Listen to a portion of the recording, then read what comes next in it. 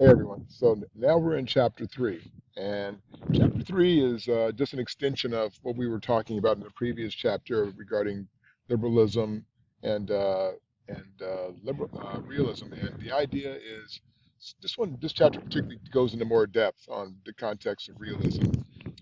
So I'm going to spend a few minutes on here just to try to give you more of a sort of understanding of realism and how it works, and just some of the views that is taken on. But as I go into this, I want to really kind of point out one thing about theories in general and why theory is so important in political science, whether we're talking about it in the context of international relations or any aspect of political science. But one of the most important things to recognize with regard to theory is theory tells a story. And the importance of that story is that there have been many political philosophers throughout history, going back to ancient times, Plato, Aristotle, Thucydides. You can go through it all the way through Machiavelli and Montesquieu and Hobbes and Locke, and there's a million other people who have written much about how the world works politically. And most of the story that deals with the idea of theory is about human nature and the importance of it, which I didn't understand when I was an undergrad at UCLA. I didn't get this understanding, but I understand now after all the years I've been doing what I do, is that what it does is each individual who's writing at a snapshot in history, right? They're writing at a certain point in time, and they only have the luxury of looking at the moment they're in and backwards. So those who are writing in the 2,000 years ago don't have the luxury of 2,000 more years of history to be able to say, well, okay, now I've got an extra view of the world that I didn't have for 2,000 years. But even those that wrote 100 or 200 years ago, like Karl Marx, for example, he's been dead for 150 years. But the issue is okay. So when people criticize like Karl Marx and his view of communism and what the world would look like under communism, remember, he doesn't have the luxury of 150 more years of history. Not that that would change his view, but I'm certainly sure that with another 150 years of evidence, that he may relook or reassess some of the context of what he said. So recognizing that is an important aspect of theory when we're looking at the context of the various things we're learning about things like liberalism or realism. The people are writing at certain points in time. But here's the most important part of that is what does the context tell us over history? So is human nature changed that dramatically in terms of realist perspective through all the various times of history?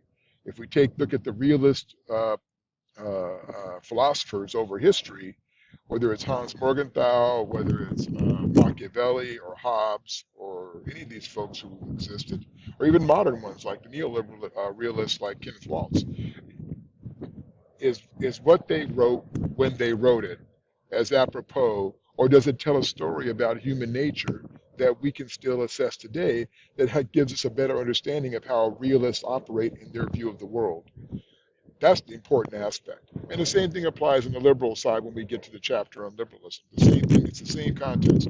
What can the history or the empirical evidence or the historical evidence tell us about liberalist ideologies and those who believe in the positive side of it? And then we can look at the examples of what drives them in their belief system and how they operate.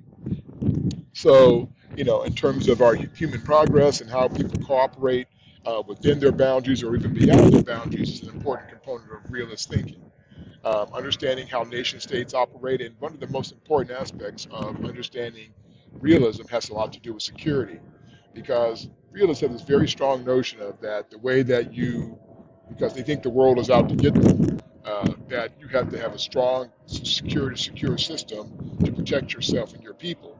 So, hence the idea of this notion of global security, or even nations that strive to have the most nuclear weapons or the most tanks, right?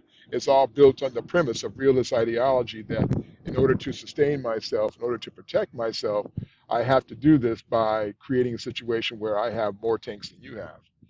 But this also leads us into what we call in my field the security dilemma. And the security dilemma is simply this: it's like if I'm the United States and you're Russia, and I perceive you, and I'm a realist, and I perceive you to be a threat, then my response to that is that I have to build a big nuclear arsenal. And then let's say you're Russia, you're also a realist, and you're scared of me. It's like I'm scared of you. And you say, well, the only way I can counter the United States is I have to build more weapons than they have. And then my answer is, okay, they're building more, then I have to build more. And then they go, oh, great, now they're building more, now I got to build more. And so consequently, it ends up being where both are building because they're afraid of each other. But well, ultimately, they become so fearful that eventually one will push the button in order to prevent the other one because they're afraid. Uh, so this is why we call the security dilemma, because it leads to like this rise of weapons and global weapons and dangers of all types of situations. Sometimes even countries will attack another country because of perceived threat, because they see them as a threat, or that it's going to cause them to have an insecure environment in their own region or their own nation. A lot of times it's built around resources too. It's not just built around the idea of individuals. It's about resources and which resources are within your hemisphere, for example. The United States has this idea that no one is allowed to come into our hemisphere that has communist, inklings. But then the question behind that is, do countries have the right to self-determination? If a country wants to be communist, do they have the right to be communist if they so choose?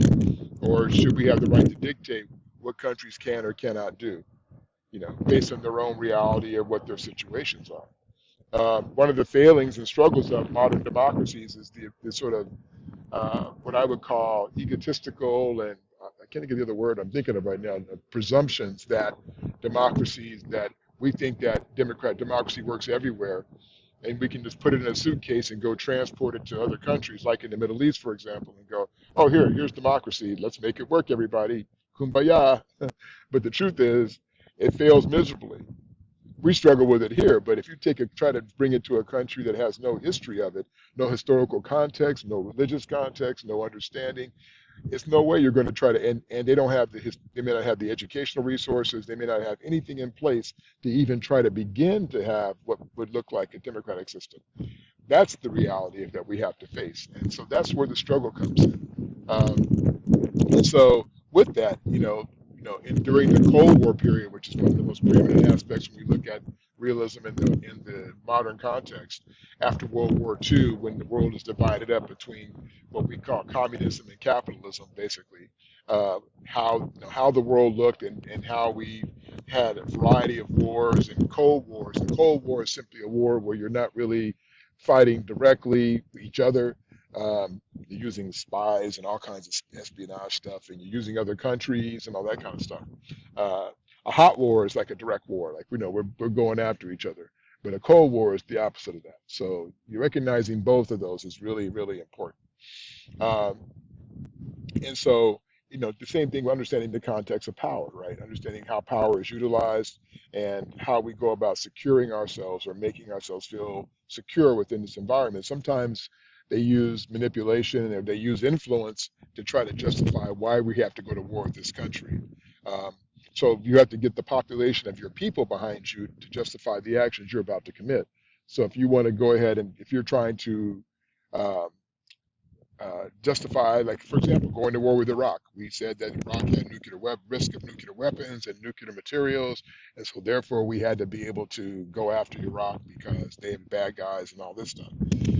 Um, the average American knows zero about Iraq and doesn't has to rely on the government to tell the truth about it. So they respond in this situation, we're saying, well, we better go to war with them because we got to stop them because they're the bad guys, not knowing really if they're bad guys or not. And I'm a Middle East expert. That's my field of expertise. And I can tell you that it was all BS and not true.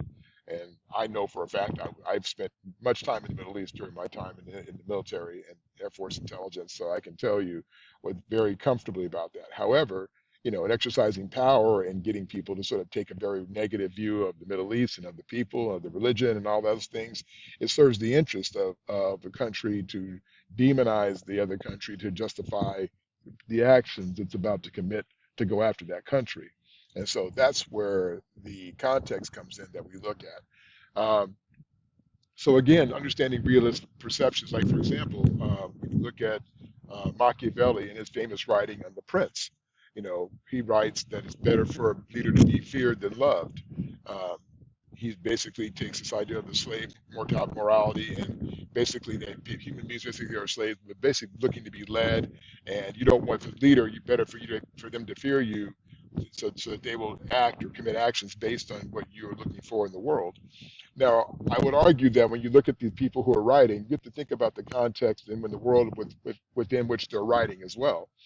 If you look at the world of Europe in the Middle Ages and Dark Ages, you might understand why Machiavelli or even Hobbes, who later on writes in the Leviathan, talks about similar things about human beings need strong controls, institutional controls, because they're basically warlike and difficult. So understanding that helps you understand where the premise for their ideologies or theories come from. And then when you get to people like Marx in the 19th century, well, he's writing during the rise of industrialization. He's writing during the rise of the abuse of human beings toward one another as capitalism is growing and people are exploiting the workers. He's looking at it through this lens. So is it realistic? Certainly a realistic aspect. Is there an optimistic component to it? Not in terms of outcomes. They really, Marx simply said, unlike the utopian socialists I mentioned in the previous chapter, Marx said, well, when capitalism ends, it's going to end violently because the people who have all the goods and the money and stuff, aren't going to give it up without a fight and share it with the rest of the people. So he said that revolution was inevitable, but at the end of revolution, you'd have this new society, but that capitalism would not survive the long run. And then you see today in the world we live in, you see places like in Europe and Western Europe where you have these societies that are blends of socialism and capitalism, where they find a balance between people and money. And a lot of the world we talk about, a lot of the world we live in, is driven by money and the economic power. And so recognizing that and recognizing the role of money in dictating how policies are evolve around certain countries, or how even the countries we get involved with. Why are we involved with certain countries that are violent or warlike? Well, because there may be economic gain or benefit for us, so therefore we justify it by that. Uh, so all these different things play into the nature of the world we live in. Right now, I would say if you look at globally, there's a pretty realistic view, pessimistic, which when I say realistic, kind of pessimistic view of the world we live in, even in our own country. With the attacks on our democratic system, the sort of ugly view of the world that we live in right now, for a lot of the ways that human beings have, abused the planet, abused their systems, the rise of autocratic authoritarian systems. All these things are playing a huge part in dictating the world we're living in, which is again very much built on a realist paradigm. Uh, a lot of the children that are being socialized now are being socialized on a realist paradigm. And so consequently, all these things are playing into the world we live in and drive the next generation of people who may also start the very basis of their lives with this sort of notion. So then it's hard to create an optimistic view when the world looks so negative through the lens of so many people. And that's the struggle that liberalism lives with as we go forward. So you'll see as we get on, you'll see how this continues to play into the world we live in today, and we'll be talking about it later on, and even how we look at things like climate change, or how we look at human trafficking, or how we look at all the other aspects of the world that we live in, and how we interact with one another or deal with one another on these various issues. I think is what you'll find to be very enlightening as we go through these chapters. Uh, so I look forward to seeing you in chapter 4. You guys have a great day.